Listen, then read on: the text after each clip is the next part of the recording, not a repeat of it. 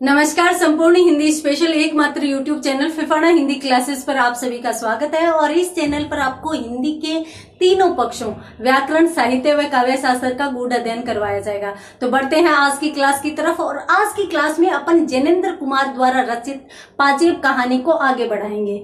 तो जैनेन्द्र कुमार को अपन पढ़ रहे थे और जैनेन्द्र कुमार द्वारा रचित कौन सी कहानी अपन पढ़ रहे थे? अपन पढ़ रहे थे पाजेब।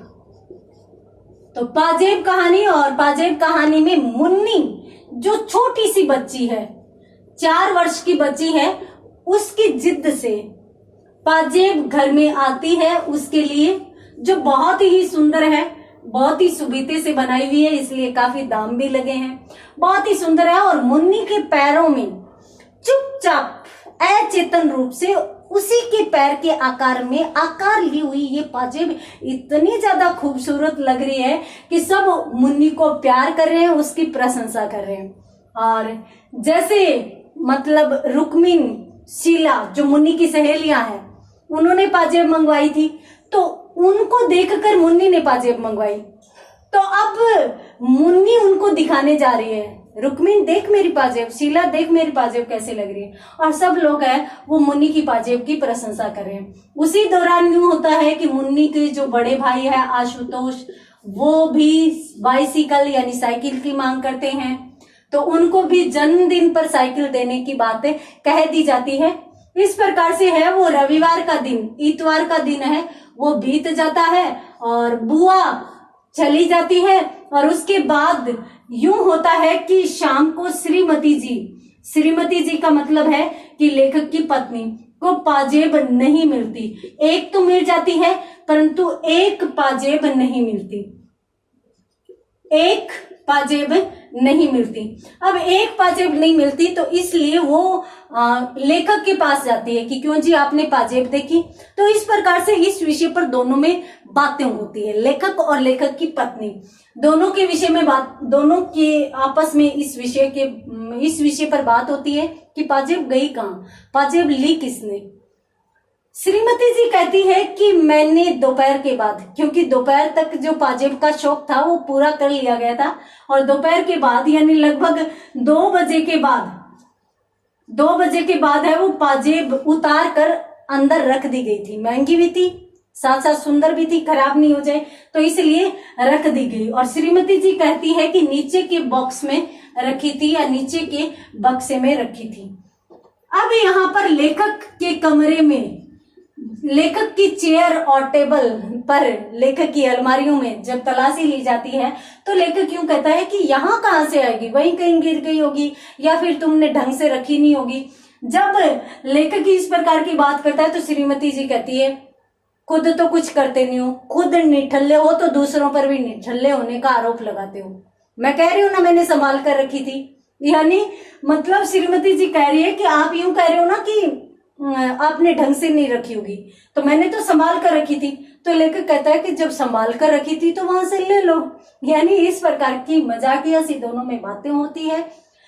उसी समय जो बंसी नौकर है उस पर सवाल उठाया जाता है, क्योंकि श्रीमती जी का मानना है कि बंसी जिस समय पाजेब रखी थी उस समय वहां पर था तो उसने ली है।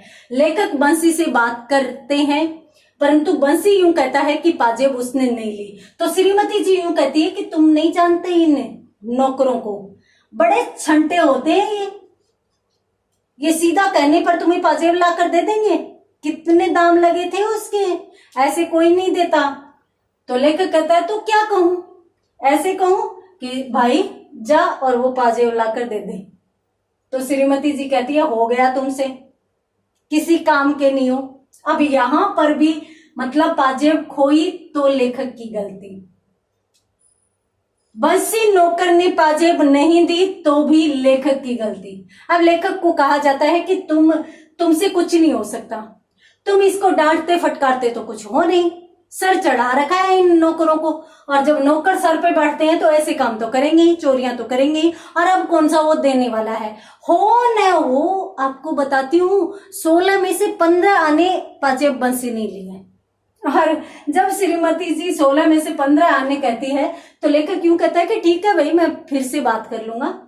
लेखक फिर से बंसी से बात करता है, परंतु लेखक जब बंसी से बात करता है तो लेखक को महसूस होता है कि बंसी ने पाजेब नहीं ली। तो वो श्रीमती जी को कहती है, श्रीमती जी को कहते हैं कि भाई बंसी ने पाजेब नहीं ली, मैंने उससे बात की, मुझे लगा कि उसने नहीं ली। जब लेखक ये बात कह देता है तो उस समय फिर लेखक ही प्रश्न पूछता है कि तुमने आशुतोष से पूछी क्या? आशुतोष कौन है? इनका बेटा। आशुतोष से पूछी क्या? नहीं, उसने नहीं ली, क्योंकि वो तो जैसे ही पता चला ना कि पाजेब खो गई है तो वैसे ही पलंग के नीचे जाकर, मतलब इधर उधर मेरी ढूंढने में सहायता कर रहा था। यदि उसने ली होती तो वो ऐसे नहीं करता, और फिर वो पाजेब लेगा ही क्यों? लेकर क्यों कहते हैं कि कहीं पड़ी हुई मिल गई हो उसे तो ले ले। और फिर लेखक एक सवाल उठाता है कि उसे पतंग का बड़ा शौक है। जैसे ही लेखक ये कहता है, श्रीमती जी कहता है कि तुम्ही ने तो दे रखी है उसे ढील, बड़ा हो रहा है, कुछ भी उसका उद्देश्य नहीं है, कुछ भी काम नहीं, किसी की तरफ ध्यान नहीं, बस दिन रात पतंग पतंग पतंग पतंग और डोर के पीछे पड़ा रहता है। तुमने ही तो सिर पर चढ़ा रखा है, तुमने ही तो सहजोर बना रखा है, यानी शह दे रखी है उसको, और इसी वजह से वो बिगड़ता जा रहा है पतंग के पीछे। मेरा तो कभी कभी मन होता है कि मैं इन पतंग और डोर को सबको तोड़ ताड़ के फेंक दूं।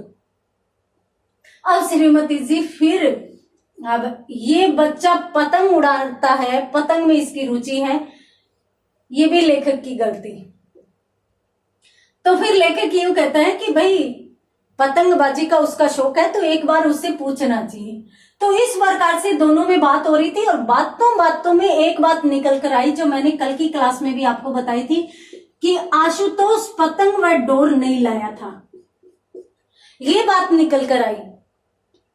जब ये बात निकल कर आई तो लेखक का जो शक है वो आशुतोष पर और अधिक गहरा हो जाता है, और वो श्रीमती जी से कहते हैं कि आप आशुतोष से पूछो, क्योंकि हो ना हो सकता है कि बच्चा है, क्या समझता है, तो हो सकता है पड़ी मिली हो तो ले ली हो और दुकान वाले को देकर पतंग व डोर ले आया हो, क्योंकि छोटे से बच्चे के पास ऐसे तो पैसे आएंगे कहां से। तो इस प्रकार से है, वो दोनों इस विषय पर बात करते हैं, और उसी समय श्रीमती जी आशुतोष से बात करती है। आशुतोष मना कर देता है तो श्रीमती जी लेखक से कहती है कि आशु ने तो पाजेब नहीं ली, क्योंकि वो तो मना कर रहा है, और यहां तक कि उसने ढूंढने में भी हेल्प की थी, और फिर वो क्यों लेगा, और लेता तो बता भी देता, छोटा सा बच्चा वो क्यों छुपाता। जैसे ही श्रीमती जी ये बात करती है तो लेखक क्यों कहता है कि तो पाजेब ले कौन सकता है, जा कहां सकती है, हो सकता है आशु ने ली हो। अब घूम फिरकर और आशुतोष पर शक गहरा हो जाता है कि पाजेब किसने लिए, आशुतोष ने लिए। अब निश्चित ये होता है कि लेखक स्वयं आशुतोष से बात करेंगे। लेखक स्वयं आशुतोष के पास आए, उसे गोद में लिया और फिर उसे बोले कि हमारा बेटा, वही मैंने कल बताया था कि सामान्यतः पहले प्रशंसा करते हैं कि बेटा आप बहुत अच्छे हो, छोटे बच्चे हो, छोटे बच्चों को कभी झूठ नहीं बोलना चाहिए, इस प्रकार की बातें करते हुए, और फिर आशुतोष को कहते हैं कि देखो बेटा, अपनी वो एक पाजेब नहीं मिल रही, आपने कहीं देखी क्या? जैसे ही आशुतोष को ये बात पूछी गई, तो आशुतोष सीरियस हो गया, यानी गंभीर हो गया, उसका मुंह सूजा हुआ से हो गया, फूला हुआ सा हो गया, उसके माथे पर बल पड़ने लगे। बल पड़ने का मतलब है त्योरियां चढ़ने लगी, तो उसके माथे पर बल पड़ने लगे। यहां पर आशुतोष ने फिर दोबारा जब लेखक ने पूछा तो नहीं, मैं सिर्फ सिर हिलाया, बोला नहीं कुछ भी, कहा नहीं कि मैंने ले ली, सिर्फ और सिर्फ नहीं में यानी नकारात्मक सिर हिला दिया। तो फिर लेखक दूसरा प्रयास करते हैं कि देखो बेटा, अच्छे बेटे जो होते हैं, अच्छे बच्चे जो होते हैं वो झूठ नहीं बोलते, और सामान्यतः जो सच बोल देता है ना तो उसे कोई दंड थोड़ी ना दिया जाता है, हम कोई दंड थोड़ी ना देंगे आपको, सच बोलने वाले को तो इनाम मिलते हैं। तो आप अभी यदि सच सच बता दोगे ना कि आपने पाजेब ली, कहाँ गई, किसको दी, क्या किया, तो आपको भी इनाम देंगे, पापा आपको इनाम देंगे, आप बताओ पाजेब कहाँ है। उसने फिर नकारात्मक सिर हिला दिया और नकारात्मक सिर हिलाकर और फिर वह चला गया। जैसे ही गोद से उतरा तो वैसे ही लेखक ने यूं कहा कि देखो बेटा, बहुत महंगी थी और महंगी चीजें जो होती है सामान्यतः संभाल कर रखने वाली होती है। यदि आपने कहीं ली हो तो दे देना और नहीं ली हो तो आप ढूंढना, हो सकता है कहीं पड़ी मिल जाए, कहीं आपको ढूंढने पर मिल जाए, तो आप ऐसे करना, ढूंढना। और यदि मतलब लेखक यहाँ पर भी मनोविज्ञान लगाना चाह रहे हैं कि सामान्यतः यदि आशुतोष ने पाजेब ली है तो वो ढूंढने का नाटक करेगा और फिर ला देगा। अब छोटा सा बच्चा, उसको कहाँ नाटक आते होंगे, परंतु लेखक यहाँ पर स्वयं का मनोविज्ञान लागू कर रहा है, बड़ों का मनोविज्ञान लागू कर रहा है, बच्चों का नहीं। तो वो उसे यूं कहते हैं कि ठीक है, तुम जाओ ढूंढो और ढूंढ कर तुम्हें यदि मिले तो पाजेब लाकर दे देना। अब आशुतोष ने कोई भी क्रिया नहीं की, वो वहां से चला गया और कोठरी में जाकर कोठरी के कोने में जाकर खड़ा हो गया और कोने में जाकर एक जगह खड़ा रहा और मुंह उसका फूला हुआ।